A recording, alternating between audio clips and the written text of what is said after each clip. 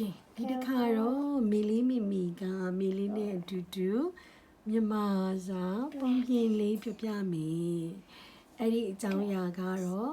ဖိုးရွှေလာနဲ့ကြောင်ကလေးမိဖြူကိုတာကရေးပါတယ်ဒါလေးကိုမီလီလေးကထပ်ဖက်ခိုင်းလို့မတရားဖြစ်အောင်ဖတ်ပြလိုက်မယ်နော်ဤညကကြောင်ကလေးရဲ့ပထမဆုံးလာပြညလာဝိုင်းကြီးကိုမြင်လိုက်တော့ကြောင်ကလေးတွေးမိသည်ကောင်းကင်မှာနှုတ်ပကံရှိနေသည်သူလိုချင်သည်ညပြက်သည်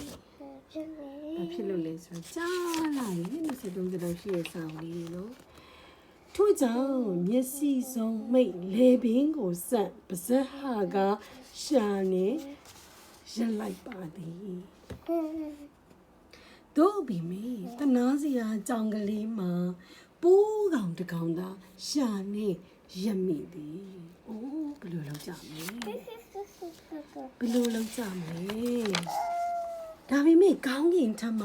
နှုတ်ပကံကတော့ရှိနေစေထို့ကြောင့်ကြောင်ကလေးအာတင်းကတင်ကိုခါလျက်လှီကားထောင်လှီကားထိမှတအားခုန်လိုက်သည်သူဘာဖြစ်သွားလဲလိမ့်ကြရှာတော့ပေါ့နှာခေါင်းနဲ့စောင်းနေရွက်ဒီလဲနာအိုးတနာစရာကြောင်ကလေးခမညာဒါပေမဲ့ကောင်းကင်ထက်မှာနှုတ်ပကံကတော့ရှိနေစေ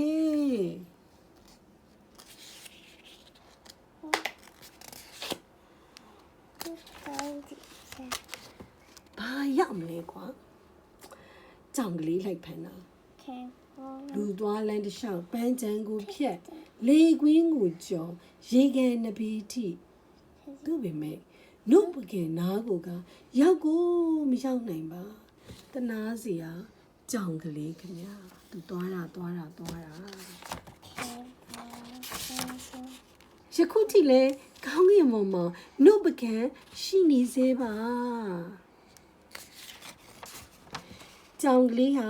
အမြင့်ဆုံးတစ်ပင်ကိုရှာပြီးဖြီးတက်လိုက်တယ်တစ်ပင်ထိပ်ကိုရောက်တဲ့အထိတက်သွားတယ်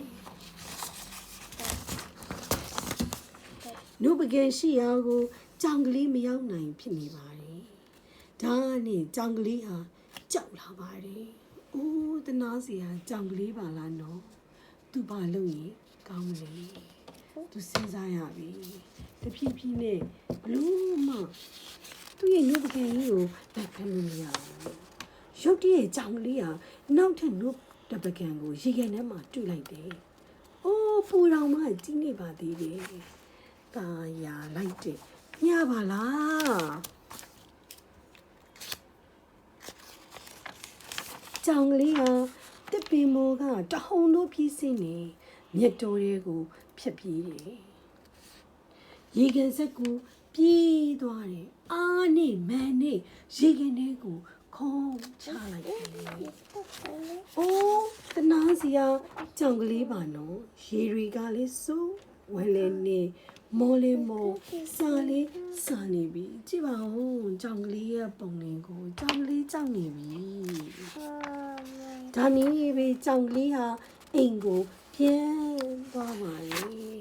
အိုးရေလည်းစိုးပြန်သွားပြီပြန်သွားတဲ့အခါမှာဘာတွေ့ရလဲလုံးပကံဟုတ်လားဟောလေကထိတ်ကတကားပေါက်နားမှာနှုတ်ပကံအကြီးတစ်ခွက်ပါလားကြောင်ကလေးကိုစောင့်နေတာလေဩကံကောင်းနဲ့ကြောင်ကလေးပေါ့နော်ပုံမြင်လေးကတော့ဒါပါပဲရှင်